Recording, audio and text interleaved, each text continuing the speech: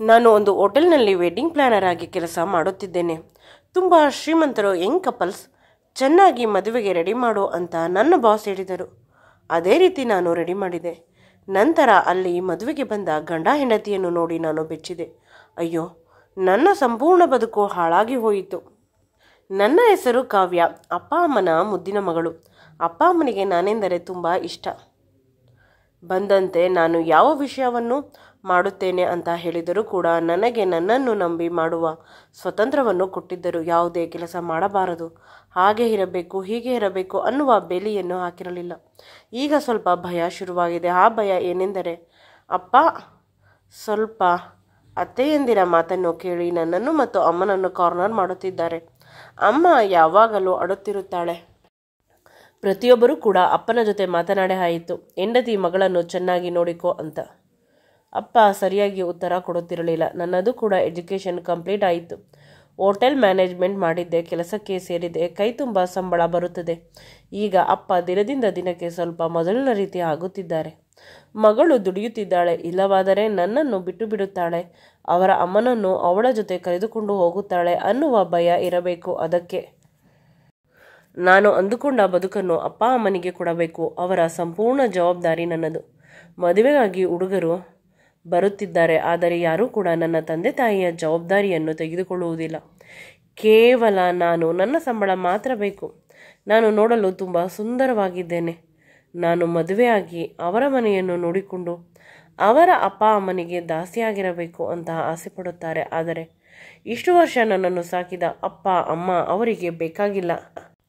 ಈ ಸಂದರ್ಭದಲ್ಲಿ ನನ್ನ ಪ್ರೀತಿಗೆ, ನನ್ನ ಬದುಕಿಗೆ ಬೆಸುಗೆ ಹಾಕಿದ್ದು ನನ್ನ ಪ್ರೀತಿಯ ರಾಹುಲ್ ನಾನು ಓಡಾಡುವ ಬಸ್ಸಿನಲ್ಲಿ ಓಡಾಡುತ್ತಿದ್ದ. ಅವನು ಕೂಡ ಒಂದು ಕಂಪನಿಯಲ್ಲಿ ಕೆಲಸಕ್ಕೆ ಹೋಗುತ್ತಿದ್ದ. ಅವನನ್ನು ನೋಡಿದರೆ ನನಗೆ ತುಂಬ ಒಳ್ಳೆಯವನು ಅಂತ ಅನಿಸುತ್ತದೆ. ಅವನ ಸಂಬಳ ನನಗೆ ಬೇಕಾಗಿಲ್ಲ. ನನಗೆ ಪ್ರೀತಿಯ ಅಪ್ಪುಗೆ ನೀಡುವ, ನನ್ನ ತಂದೆ ತಾಯಿಯ ರಕ್ಷಣೆ ಮಾಡುವ ಹುಡುಗ ಬೇಕು. ಪ್ರತಿದಿನ ಓಡಾಡುತ್ತಾ ನಮ್ಮಲ್ಲಿ ನಮಗೆ ತಿಳಿಯದ ಹಾಗೆ ಒಂದು ಪ್ರೀತಿ ಬೆಳೆಯಿತು. ರಾಹುಲ್, ನಿನ್ನ ತಂದೆ ತಾಯಿ ನನ್ನ ತಂದೆ ತಾಯಿ, ನಾನು ಅವರನ್ನು ಪ್ರೀತಿಯಿಂದ ನೋಡಿಕೊಳ್ಳುತ್ತೇನೆ ಅಂತ ಪ್ರಾಮಿಸ್ ಮಾಡಿದರು. ಇಬ್ಬರು ದೇವಸ್ಥಾನದಲ್ಲಿ ಮದುವೆ ಆದೆವು. ಅವರ ಕಡೆಯವರು ತುಂಬ ಕಡಿಮೆ ಜನ, ನಮ್ಮ ಕಡೆಯಲ್ಲಿ ಜಾಸ್ತಿ ಜನ ಇದ್ದರೂ ಕೂಡ ನಾನು ಬೇಡ ಅಂತ ಹೇಳಿದೆ. ಅನ್ಯಥಾ ಖರ್ಚು. ಇಬ್ಬರು ಆದಷ್ಟು ಬೇಗ ಒಂದು ಸ್ವಂತ ಮನೆಯನ್ನು ತೆಗೆದುಕೊಳ್ಳಬೇಕು, ಅದಕ್ಕಾಗಿ ದುಡ್ಡನ್ನು ಕೂಡಿರುತ್ತೇವೆ ಅಂತ ಹೇಳಿದಾಗ ಅಪ್ಪ ಅಮ್ಮ ಖುಷಿಯಿಂದ ಒಪ್ಪಿಕೊಂಡರು. ಈ ಬದುಕು ಸುಂದರವಾಗಿ ಸಾಗುತ್ತಾ ನಡೆಯುತ್ತಿದೆ ಅಂತ ಅಂದುಕೊಳ್ಳಬೇಕಾದಾಗ ಏನಾದರೂ ಒಂದು ಅಪಶಕುನ ನಡೆಯುತ್ತದೆ. ಆ ಅಪಶಕುನದಿಂದ ನನ್ನ ಬದುಕಿನಲ್ಲಿ ಒಂದಲ್ಲ ಒಂದು ರೀತಿಯ ತೊಂದರೆಗಳು ನಡೆಯುತ್ತಿವೆ. ಒಮ್ಮೊಮ್ಮೆ ನಾನು ಇಗ್ನೋರ್ ಮಾಡುತ್ತೇನೆ.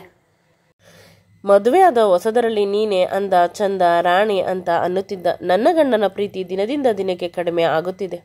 ಅದೇನಂತ ನನಗೆ ಸ್ವಲ್ಪ ಕೂಡ ಅರ್ಥವಾಗುತ್ತಿಲ್ಲ. ಕೇವಲ ನಾನು ನಿನ್ನನ್ನು ಮಾತ್ರ ಪ್ರೀತಿ ಮಾಡಿದ್ದು, ನಿನ್ನ ಅಂದವಲ್ಲ, ನಿನ್ನ ಸಂಬಳವನ್ನಲ್ಲ, ನಿನ್ನ ಮನಸ್ಸನ್ನು ಅಂತ ಹೇಳುವವನು ಪ್ರತಿ ತಿಂಗಳು ಸಂಬಳ ಬಂದ ತಕ್ಷಣ ಕೇವಲ 2,000 ದುಡ್ಡನ್ನು ಮಾತ್ರ ನನಗೆ ಕೊಡುವುದು. ಉಳಿದ ದುಡ್ಡನ್ನು ಅವನೇ ಸೇವಿಂಗ್ಸ್ ಅಂತ ಹೇಳಿ ಮಾಡುತ್ತಾನೆ.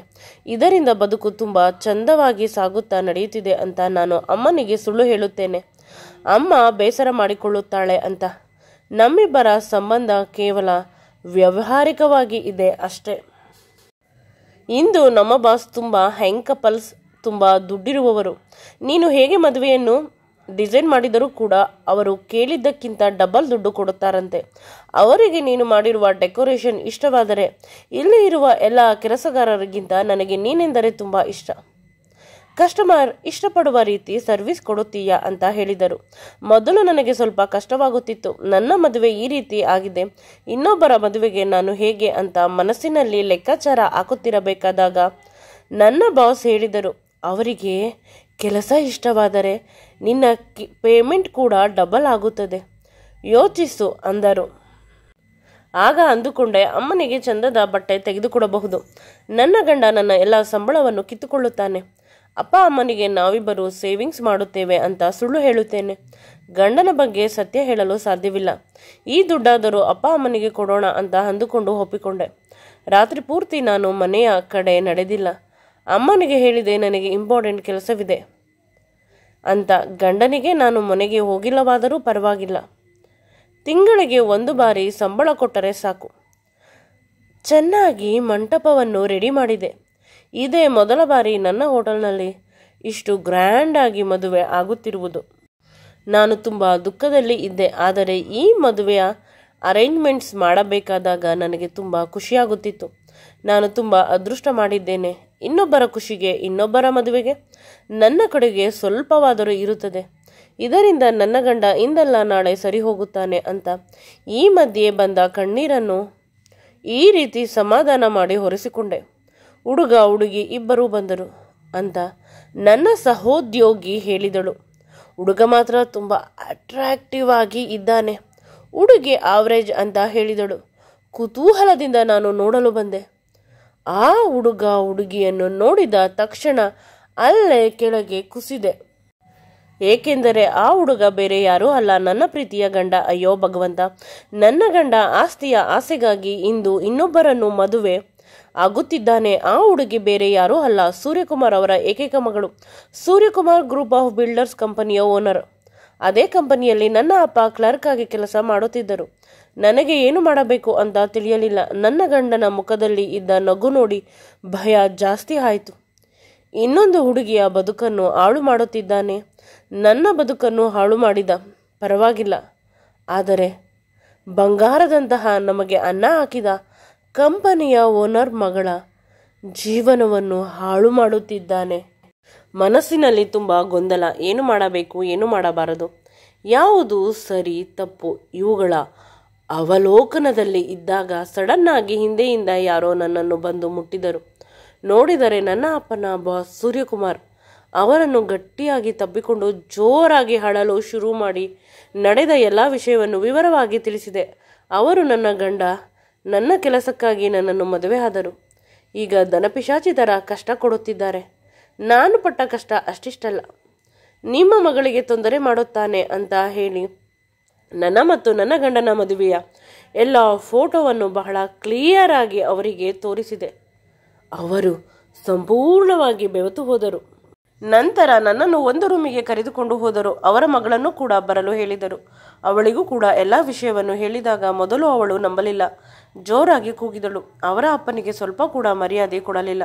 ನಂತರ ನನ್ನ ಫೋನ್ನಲ್ಲಿ ಇದ್ದ ಎಲ್ಲ ಫೋಟೋಸನ್ನು ತೋರಿಸಿದೆ. ಆಗ ಅವಳಿಗೆ ಅವಳು ಹೇಟು ಮಾಡಿಕೊಂಡಳು. ಆಗಲೂ ಕೂಡ ನಂಬಲಿಲ್ಲ. ಕೊನೆಗೆ ನೀವಿಬ್ಬರು ತೆರೆಯ ಮರೆಯಲ್ಲಿ ಇರಿ ಅಂತ ಹೇಳಿದೆ. ನನ್ನ ಗಂಡನಿಗೆ ನಾನು ಬ್ಲ್ಯಾಕ್ ಮೇಲ್ ಮಾಡಿದೆ, ರೂಮಿಗೆ ಬಂದು ಮೀಟ್ ಮಾಡು, ಇಲ್ಲವಾದರೆ ನೀನು ಮದುವೆ ಆಗುವ ಹುಡುಗಿಗೆ ಎಲ್ಲ ಹೇಳಿಬಿಡುತ್ತೇನೆ ಅಂತ. ಅವನು ಭಯದಿಂದ ಬಂದವನು ನನ್ನ ಜೊತೆ ತುಂಬ ಕೆಟ್ಟದಾಗಿ ನಡೆದುಕೊಂಡ. ನಿನ್ನ ಸಹವಾಸ ಬೇಡ ಅಂತ ಬಿಟ್ಟರೆ ಇನ್ನೂ ಕೂಡ ಏಕೆ ನೀನು ನನ್ನ ಹಿಂದೆ ಬರುತ್ತೀಯ? ನಮ್ಮಿಬ್ಬರ ಡೈವರ್ಸ್ ಆಗಿಲ್ಲ. ಬೆಳಗ್ಗೆ ತಾನೇ ಹೇಳಿದ್ದೀರಿ ನನಗೆ ಸಿಟಿ ಹೊರಗಡೆ ಕೆಲಸ ಇದೆ, 1 ವಾರ ಬರುವುದಿಲ್ಲ ಅಂತ. ಈಗ ನೋಡಿದರೆ ಮದುವೆ ಹುಡುಗ ಆಗುತ್ತಿದ್ದೀಯಾ? ನಿನಗೆ ಗೊತ್ತಾ ಇದು ನಾನು ಕೆಲಸ ಮಾಡುವ ಹೋಟೆಲ್? ಒಂದೇ ಒಂದು ಮಾತು ಹೇಳಿದರೆ ಸಾಕು, ನಿನ್ನ ನಿಜ ಬಣ್ಣ ಎಲ್ಲರಿಗೂ ಹೇಳುತ್ತೇನೆ ಅಂತ ಕೋಪದಿಂದ ಹೇಳಿದೆ.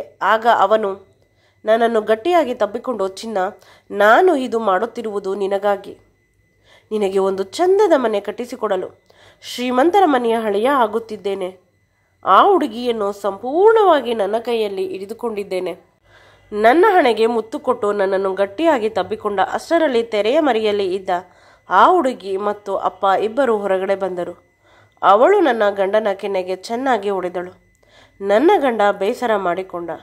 ಅವನಿಗೆ ಎಲ್ಲ ಅರ್ಥವಾಯಿತು. ಇದೆಲ್ಲ ನಾನು ಮಾಡಿದ್ದ ಪ್ಲ್ಯಾನ್ ಅಂತ ನನಗೆ ಒಡೆಯಲು ಬಂದ. ಆಗ ನನ್ನ ಅಪ್ಪನ ಬಾಸ್ ಸೂರ್ಯಕುಮಾರ್ ಅವನ ಕೈಯನ್ನು ಹಿಡಿದುಕೊಂಡು ಚೆನ್ನಾಗಿ ಅವನಿಗೆ ಬಾರಿಸಿದರು. ನಂತರ ಪೊಲೀಸ್ ಸ್ಟೇಷನ್ಗೆ ಹಾಕಿಸಲು ಯೋಚಿಸಿದರು. ನಾನು ರಿಕ್ವೆಸ್ಟ್ ಮಾಡಿದ್ದರಿಂದ ಅವನನ್ನು ಬಿಟ್ಟರು. ನನ್ನ ಬದುಕಿನಲ್ಲಿ ತುಂಬ ಕೆಟ್ಟ ದಿನ ಇದು. ಮನೆಗೆ ಬಂದು ಅಪ್ಪ ಅಮ್ಮನಿಗೆ ಎಲ್ಲ ಹೇಳಿದೆ. ಅಪ್ಪ ಅಮ್ಮ ಹೇಳಿದ್ದು ಒಂದೇ ಮಾತು, ಮಕ್ಕಳು ಮರಿ ಇಲ್ಲ, ಅವನನ್ನು ಹೀಗಲೇ ಬಿಟ್ಟುಬಿಡು ಅಂತ. ಆದರೆ ಎಷ್ಟೊತ್ತಾದರೂ, ಎಷ್ಟು ದಿನಗಳಾದರೂ ಅವನು ಬರಲೇ ಇಲ್ಲ ಮನೆಗೆ ಅಂತ ತಿಳಿಯಿತು. ಅವನು ನಾರ್ತ್ ಇಂಡಿಯನ್ ಮನುಷ್ಯ ಅಲ್ಲವೇ? ಇಲ್ಲಿ ನನಗೆ ಮುಖ ತೋರಿಸಲು ಸಾಧ್ಯವಿಲ್ಲ, ನನ್ನನ್ನು ಫೇಸ್ ಮಾಡಲು ಸಾಧ್ಯವೇ ಇಲ್ಲ ಅಂತ ಅವನ ರಾಜ್ಯಕ್ಕೆ ಹೊರಟು ಹೋಗಿದ್ದಾನೆ ಅಂತ ತುಂಬ ಜನ ಹೇಳಿದರು. ಈಗ ನಾನು ಅವನನ್ನು ಮರೆತು ಒಂದು ಹೊಸ ಬದುಕನ್ನು ಸಾಗಿಸುತ್ತಿದ್ದೇನೆ. ಅಪ್ಪ ಅಮ್ಮ ಪ್ರತಿದಿನ ಹಠ ಮಾಡುತ್ತಾರೆ, ನಮ್ಮ ಸಂಬಂಧಿಕರಲ್ಲೇ ಯಾರನ್ನಾದರೂ ಮದುವೆ ಆಗು ಅಂತ. ಆದರೆ ನಾನು ಇನ್ನೂ ಸ್ವಲ್ಪ ಸಮಯ ಬೇಕು ಅಂತ ಕೇಳುತ್ತಿದ್ದೇನೆ. ಹೃದಯ ಹೊಡೆದು ಹೋಗಿದೆ. ಅದನ್ನು ಮತ್ತೊಬ್ಬರಿಗೆ ಹೇಗೆ ಕೊಡಲಿ ಅಲ್ಲವೇ ಇಷ್ಟು ಬೇಗ? ಈ ವಿಡಿಯೋ ನಿಮಗೆ ಇಷ್ಟವಾಗಿದ್ದಲ್ಲಿ ಪ್ಲೀಸ್ ನನ್ನ ಚಾನಲನ್ನು ಲೈಕ್ ಮಾಡಿ, ಶೇರ್ ಮಾಡಿ ಮತ್ತು ಸಬ್ಸ್ಕ್ರೈಬ್ ಮಾಡಿ. Thank you and love you.